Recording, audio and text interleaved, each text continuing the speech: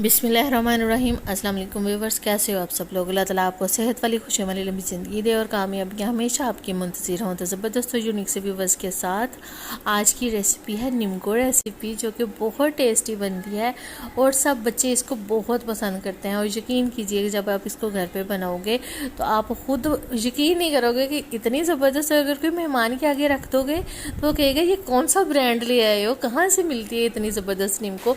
ये इतनी टेस्टी बनती है कि यकीन कीजिए बहुत ही मज़ा आएगा इसको खाने का। और सारे स्टेप्स को आप फॉलो करेंगे तो आपकी निम्को बेहद मज़े की बनेगी इंशाल्लाह। वीडियो शुरू करने से पहले आपसे छोटी सी रिक्वेस्ट है कि लाइक पे हिट कर दें, सब्सक्राइब को भी प्रेस कर दें और बेल आइकन को भी प्रेस कर दें। इससे क्या होगा कि मेरी हर नए आने वाली वीडियो का नोटिफिकेशन सबसे पहले आप तक पहुंचेगा, वो भी बिल्कुल फ्री में, इसके कोई चार्जेस नहीं है। तो चलते हैं रेसिपी की तरफ। बिस्मिल्लाहिर्रहमानिर्रहीम। तो यहाँ पे हमें एक बड़ा सा बाउल चाहिए और साथ चाहिए स्ट्रेनर। और यहाँ पे मैं ले रही हूँ बेसन, 2 कप मैं बेसन ले रही हूँ। यहाँ पे 2 कप हो गए। तो अब इसको छान लेते हैं। छानिएगा ज़रूर, ये एक तो हल्का हो जाता है और दूसरा अगर इसमें कोई चीज़ वो हो तो नज़र आ जाती है। और मैं यहाँ पे ले रही हूँ मैदा आधा कप, और मैदे की जगह आप गेहूं का आटा भी ले सकते हो।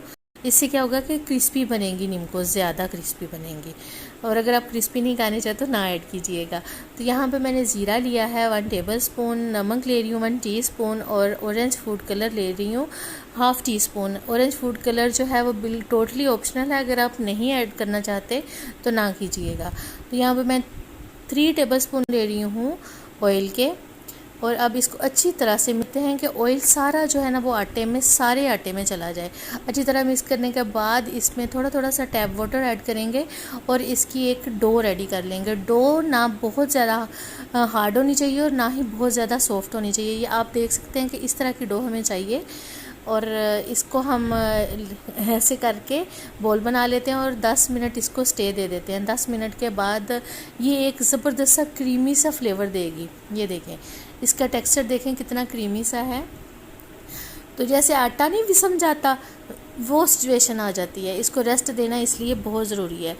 तो अब इसको रखते हैं। ये देखें बहुत ज़बरदस्त सा आटा हमारा सेट हो चुका है। तो यहाँ पे मैं ले रही हूँ निम्को मेकर। अगर आपके पास निम्को मेकर नहीं है तो आपको मैं इसका ज़बरदस्त सा सलूशन भी बताऊँगी। तो आपके किचन में हर वक्त वो चीज़ मौजूद होती है जिसके साथ आप बना सकते हो।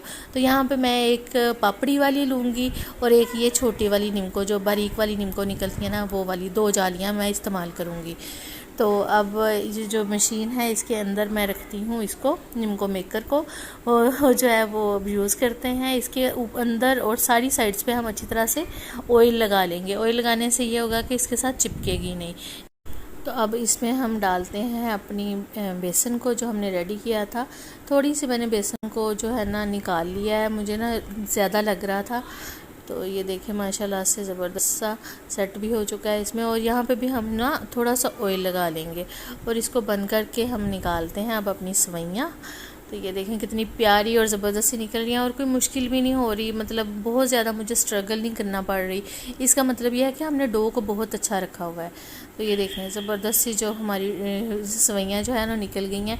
और अब हमें इसको एक जो है ना वो मैंने जो चक्कर है ना, एक को मैंने थोड़ा सा लाइट कलर देना है, 2 को ज़रा डार्क कलर देना है। तो ये जब क्रिस्पी अगर आपको चाहिए तो आप डार्क कलर ही दीजिएगा। तो अदरवाइज़ ऐसे होता है कि बाज़ औक़ात जो होती है ना सवैयाँ अंदर से, ऊपर से तो हार्ड हो जाती है लेकिन अंदर से ना कच्ची रह जाती हैं, इसलिए आपने इसको मीडियम फ्लेम पे कुक करना है। तो अब मैं पापड़ी निकाल रही हूँ। तो पापड़ी साहिबा जो है मैं निकाल के, तो इसको भी हम गोल्डन सा कलर दे लेंगे। गोल्डन कलर तो पहले ही, थोड़ा सा रेड कलर देंगे। तो इसको रेड सा कलर आने तक हम इसको पकाएंगे। मीडियम फ्लेम पे बनाएंगे। मीडियम फ्लेम पे बनाने से ये है कि ये क्रिस्पी होगा। तो ज़बरदस्त सी हमारी जो पापड़ी है वो भी रेडी हो चुकी है। तो अब चलते हैं नेक्स्ट स्टेप की तरफ। यहाँ पे मैंने 2 चम्मच जो है वो चने लिए हैं एक बाउल में, 2 चम्मच एक बाउल में चने लिए, और यहाँ पे मैं ग्रीन कलर जो है वो ऐड कर रही हूँ। तो इसको ये आपने एक दिन पहले, मतलब ओवरनाइट हमने इसको रखना है, एक दिन पहले ये स्टेप आपने करना है। तो ग्रीन कलर डाल के तो इसको मैंने कर लिया है ज़रा सा मिक्स। तो ग्रीन कलर जो है ना थोड़ा सा हम ज़्यादा डालेंगे, ऑरेंज कलर भी हम ज़्यादा डालेंगे, और रात पूरी पड़े रहेंगे तो बड़ा प्यारा सा कलर आ जाएगा। तो इसलिए थोड़ा सा हमने इसको ज़्यादा डालना है। تو چنے اور مونگ پھلی جو ہے وہ وہاں پہ فرائی ہو رہی ہے. چنوں کو جب ہاف کوک ہو گئے تو میں نے مونگ پھلی ڈال دی یہاں پہ. تو یہ دیکھیں زبردست سے جو ہیں یہ دونوں مطلب ایک تیر دو شکار والا حساب ہو گیا. مطلب دونوں چیزیں ہماری ایک سٹیپ میں ہی ریڈی ہو جائیں گی. تو زبردست سے چنے اور مونگ پھلی ہے وہ ہماری ریڈی ہو چکی ہے, اس کو میں نکال لیتی ہوں.